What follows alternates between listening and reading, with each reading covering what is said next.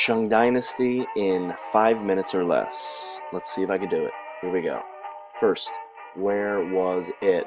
Okay, here is China. Here is where the Shang Dynasty lasted. Okay, that's what we call the Far East. One thing you'll notice about this dynasty is, check it out, we got an important river right there, the Yellow River. That's right, the Shang Dynasty. They grew up around the Yellow River. They used the river to their advantage, much like other civilizations out there. Now, they ruled for a pretty long time.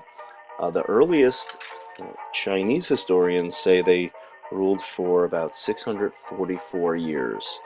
But modern historians say no. Modern historians say that they ruled from 1558 BC to 1046 BC, and that was around 512 years of ruling.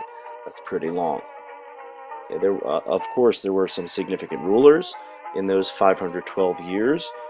The traditional historians believe this guy, Dai Yi, ruled, but now modern historians uncovered some evidence on some oracle bones, and we'll talk about those oracle bones in a little bit.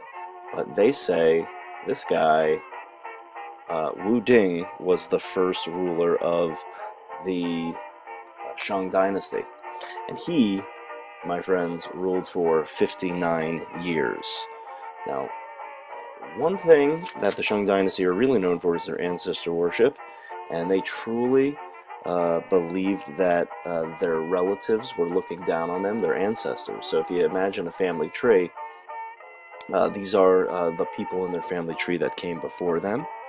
And what they would do is they would oftentimes make all sorts of offerings to their ancestors, including wine, food, and yes, some human sacrifices for their ancestors. And they did communicate with their ancestors through what's called oracle bones. And these things are pretty cool because they are literally bones. They are bones that the ancient Chinese used to talk to their ancestors. And this happens to be the shoulder blade of an ox. So what they would do is they would have two sentences, a positive comment and a negative comment, and they would ask a oracle, or like a fortune teller, and they would say something along the lines of, will we have a good harvest, or will we receive a bad harvest? Okay, and then they would heat up a metal rod. And here's another example of oracle bone.